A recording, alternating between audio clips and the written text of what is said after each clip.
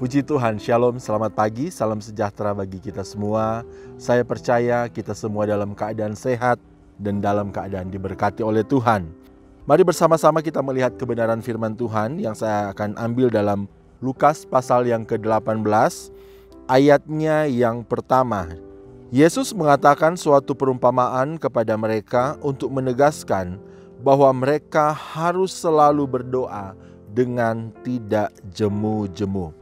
Bapak Ibu yang dikasihi oleh Tuhan kita Yesus Kristus, ini adalah pesan pokok dari Yesus, yaitu kita harus selalu berdoa dengan tidak jemu-jemu. Yaitu kita jangan pernah bosan untuk kita berdoa.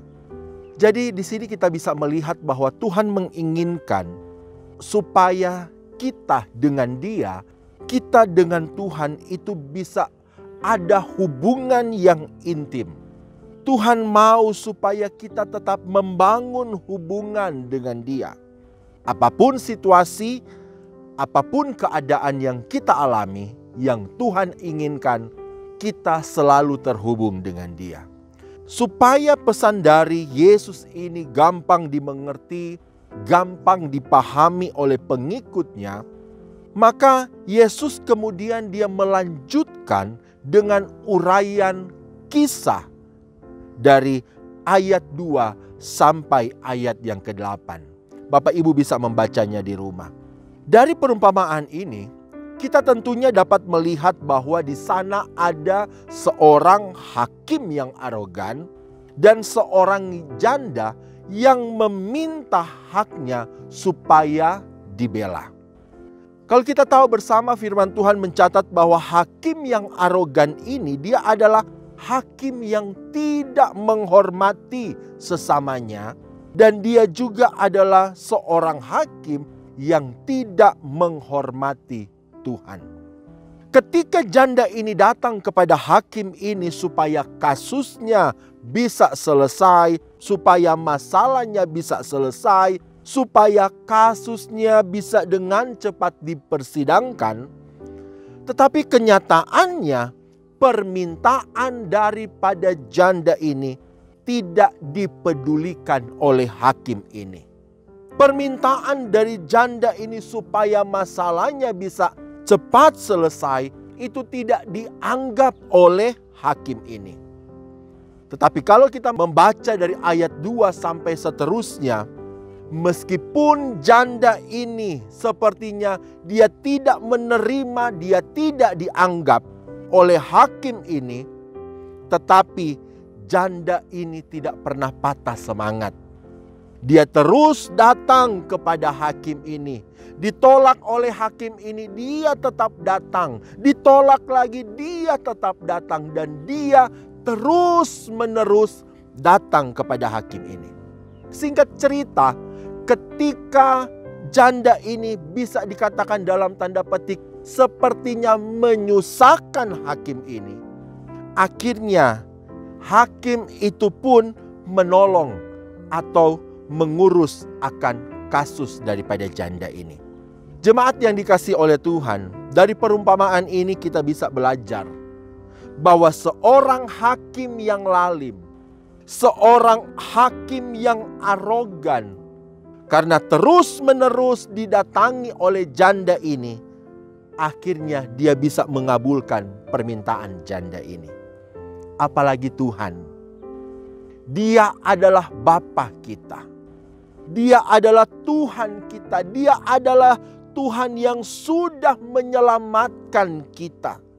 Di saat kita terus-menerus datang kepadanya, kita terus-menerus berdoa, memohon, membangun hubungan dengannya, maka Dia pun sanggup untuk menjawab setiap doa kita.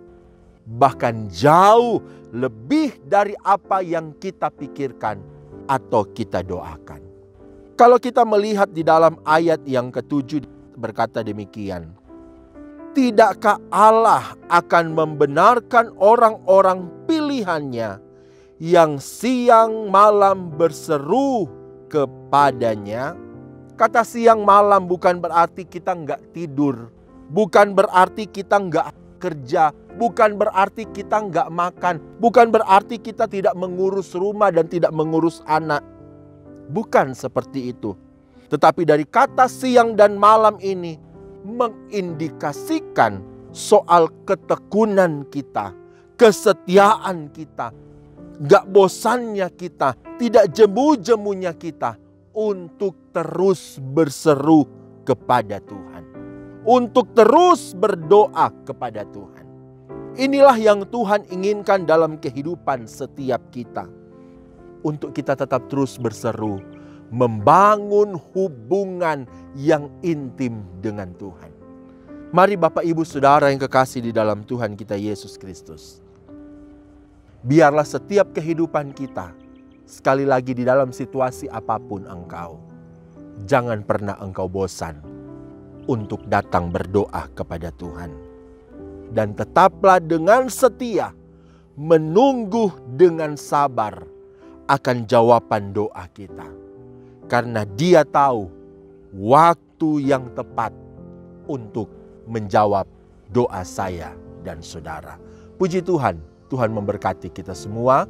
Mari sama-sama kita berdoa. Bapa di surga, kami bersyukur buat kebaikan-Mu bagi kami. Terima kasih untuk kasih setia-Mu yang selalu Engkau berikan, curahkan bagi setiap kehidupan kami. Oleh karena itu Tuhan, kami mau tetap terus setia, kami mau tetap terus menanti-nantikan Engkau. Kami mau tetap terus membangun hubungan yang intim dengan Engkau. Terima kasih Tuhan Yesus, terima kasih. Kami rindu Tuhan tetap berdoa untuk pekerjaan Tuhan yang ada di GPDIC OTW Temanggung. Tuhan kiranya yang akan selalu memberkati, mulai dari Bapak Ibu Gembala, pengerja, staf Gembala, diaken karya, diaken karunia, seluruh pelayan-pelayan yang ada, semuanya diberkati oleh Tuhan. Bahkan setiap jemaat-jemaat yang ada, biarlah mereka boleh tetap terus tekun, mereka tetap setia, dan biarlah mereka boleh tetap terus berdiri di atas kebenaran firman Tuhan. Terima kasih Tuhan Yesus, terima kasih bangsa dan negara kami juga diberkati oleh Tuhan. Pimpinan-pimpinan kami, Tuhan juga yang akan selalu bersama-sama dengan mereka. Terima kasih Tuhan, kami serahkan seluruh kehidupan kami di sepanjang hari ini ke dalam tangan-Mu. Di dalam segala aktivitas, dalam segala pekerjaan kami minta tuntunan Engkau itu selalu ada buat setiap kami. Sehingga di saat kami mengambil keputusan, kami boleh mengambil keputusan yang tepat seturut dengan kehendak-Mu.